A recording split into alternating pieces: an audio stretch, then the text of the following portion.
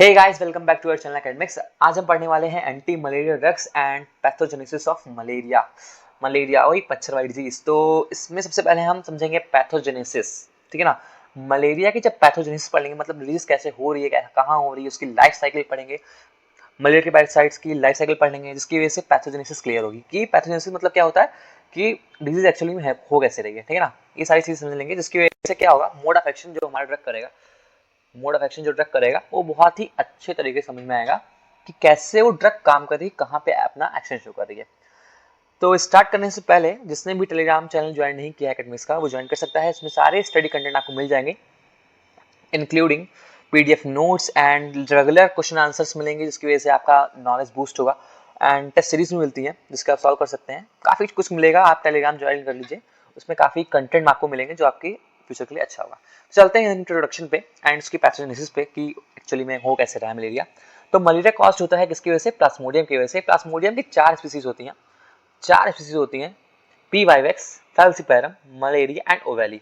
4 species हैं, plasmodium vivax, plasmodium falciparum, plasmodium malariae, plasmodium ovale. ये 4 species हैं। इसको याद करने के लिए निमोनिक्स है very fantastic medical officer.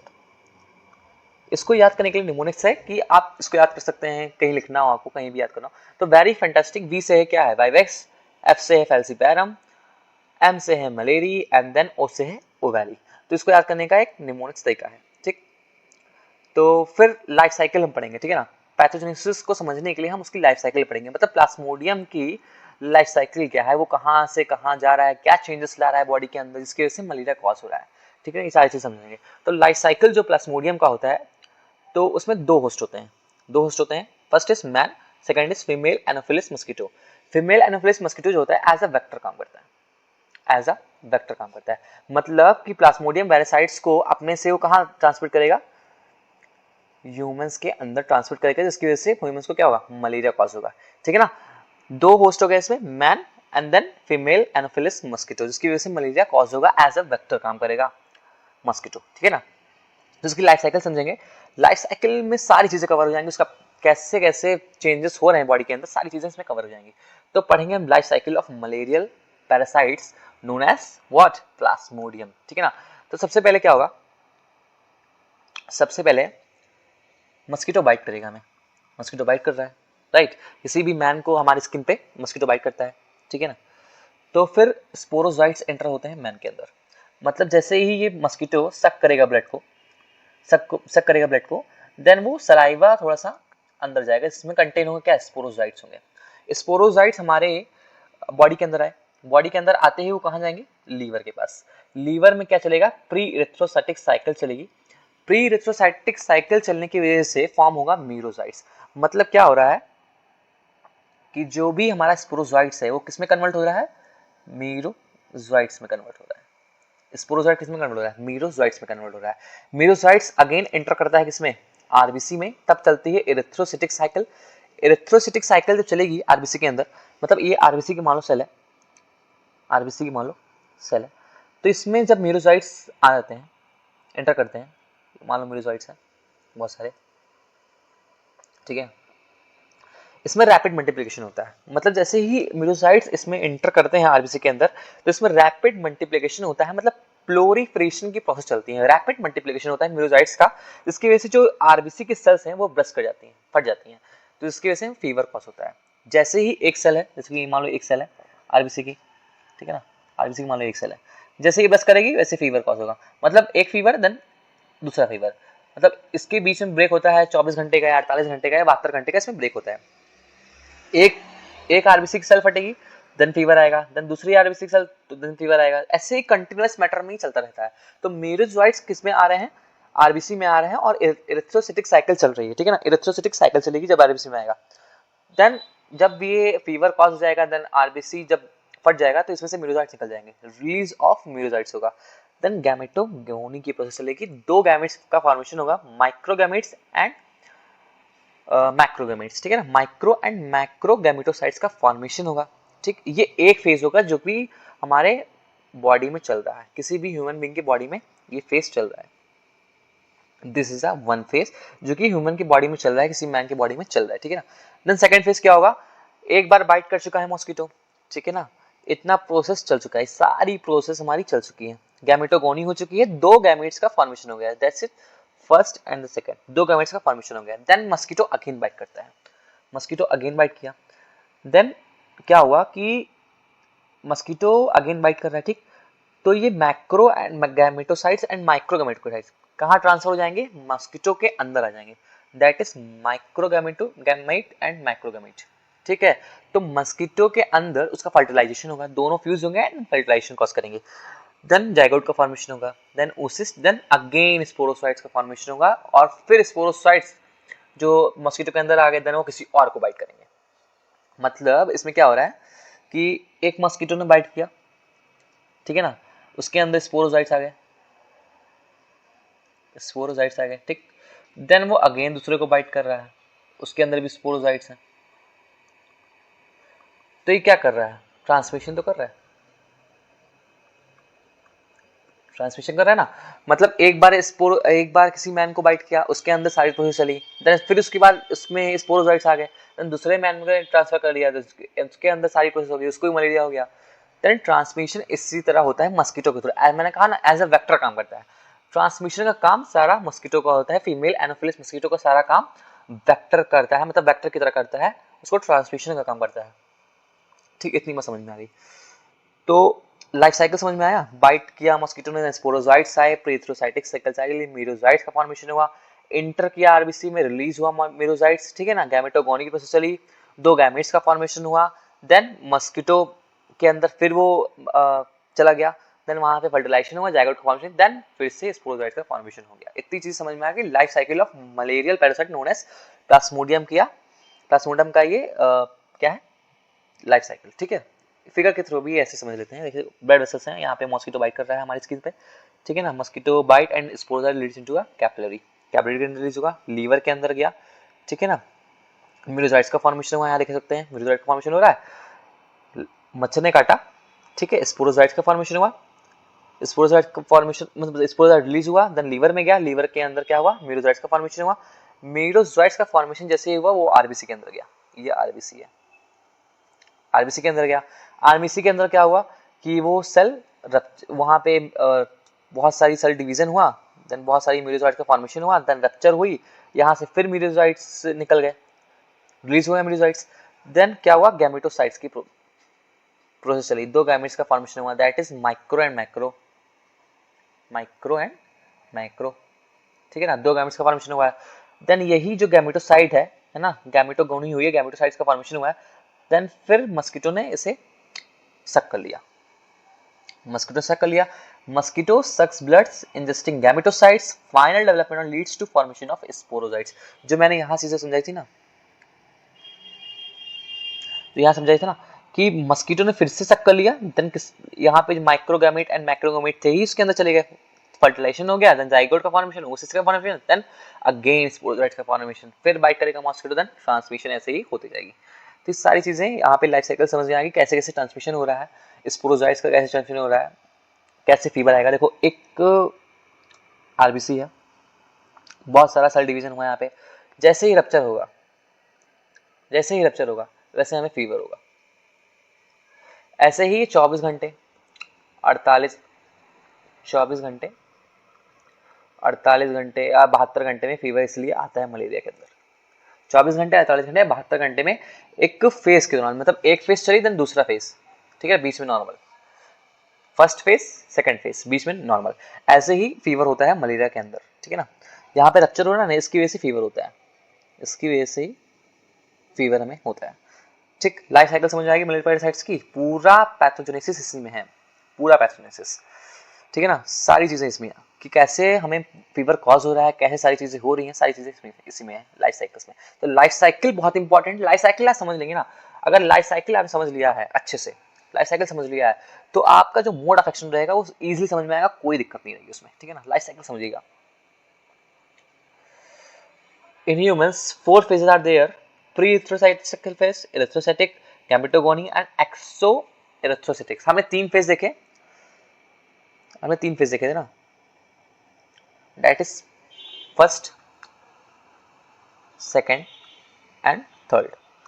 3 phase देखे आपने, प्री एरिथ्रोसाइटिक फेज जो लीवर में चल रहा था, एरिथ्रोसाइटिक फेज जो भी चल रहा था हमारा आरबीसी के अंदर, थर्ड इज गैमेटोगोनी जो भी आरबीसी के अंदर चल रहा था। मतलब 4 फेजेस हैं, 4 फेजेस हैं।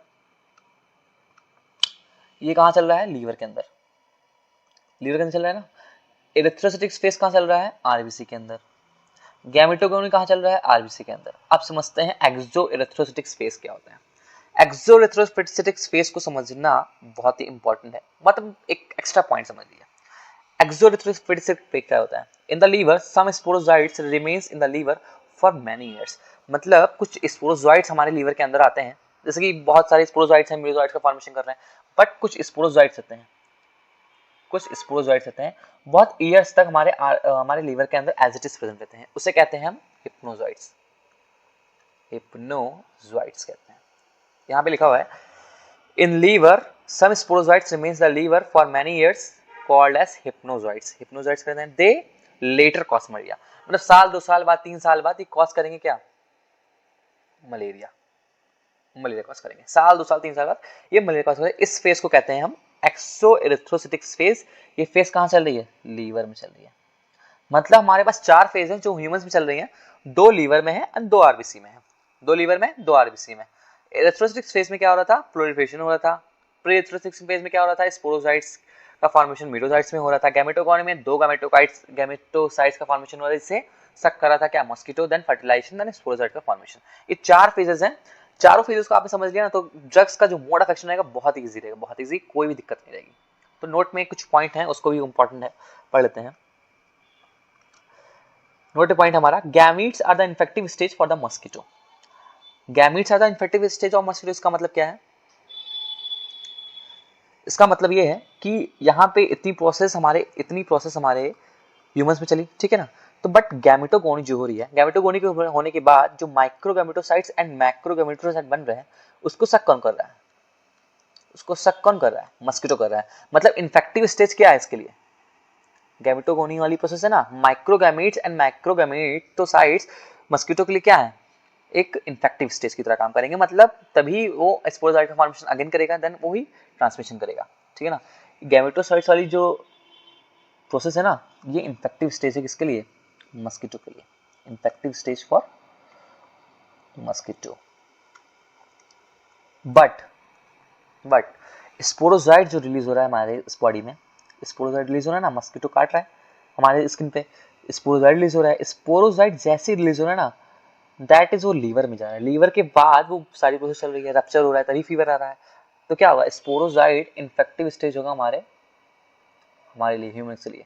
इन्फेक्टिव स्टेज फॉर मैन या ह्यूमन, ठीक, ये समझ में आएगा। Sporozoites are the infective stage for humans. Gametes are the infective stage for a mosquito and sporozoites are the infective stage for humans. By this cycle, it is easy to understand the malaria is transmitted to one person to the another person. मैंने यहाँ बताया ना कि sporozoites एक man है, man number 1, then man number 2। Sporozoites को यहाँ से लिया, देन दूसरे में ट्रांसफर कर दिया। बिकॉज ऑफ वो जाइगोट का फॉर्मेशन दोबारा कर ले रहा है ना, गैमेटोसाइट्स को सक कर ले रहा है। गैमेटोसाइट्स को, जो गैमेटोसाइट्स लास्ट में बन रहे हैं ना, उसको सक कर ले रहा है। सक करने के बाद जाइगोट का फॉर्मेशन हो रहा है, देन अगेन क्या हो रहा है? स्पोरोजाइट्स का फॉर्मेशन हो रहा है। फिर वो स्पोरोजाइट्स मस्किटो के अंदर ही है, देन वो दूसरे को काटेंगे, फिर वो स्पोरोजाइट्स में ट्रांसफर होगा, सारी प्रोसेस फिर चलेगी, उसको फीवर आएगा। तो क्या है? इन्फेक्टिव स्टेज दोनों का समझ में आएगा कि स्पोरोजाइट्स किसके लिए है, गैमेटोगोनी किसके लिए है, ठीक है। उसका ट्रांसमिशन कौन कर रहा है? मस्किटो कर रहा है, फीमेल एनोफिलिस मस्किटो। ओके, इतनी बात समझ में आ गई। तो इतनी बात के बाद हम इसी से रिलेटेड सारी ड्रग्स को पढ़ेंगे कि कौन कौन सी ड्रग्स कहाँ पे काम करती है, कैसे काम करती है, सारी चीजें हम देखेंगे, ठीक है ना। तो चलते हैं। सबसे पहले drugs for malaria gets divided according to 4 phases. 4 phases थे हमारे, that is erythrocytic phase, pre erythrocytic phase, and third is gametogony, and fourth is exo erythrocytic phase. यहाँ फेज लिखा है, देख लो। First is pre-erythrocytic phase, second is erythrocytic phase, third is gametogony, fourth is exoerythrocytic phase। ठीक है, इतनी बात हो गई। तो इसी के अकॉर्डिंग हम ड्रग्स को पढ़ेंगे, तो और अच्छे से क्लियर होगा कि कैसे क्या चीजें हो रही हैं, ठीक है। तो पहला है to prevent clinical attack of malaria. Clinical attack of malaria का मतलब क्या है? मतलब कि स्पोरोजोइट्स जो है हमारे, जो कन्वर्ट हो रहे थे ना मीरोजोइट्स में, that is a clinical attack for malaria, है ना, क्लिनिकल अटैक ऑफ मलेरिया।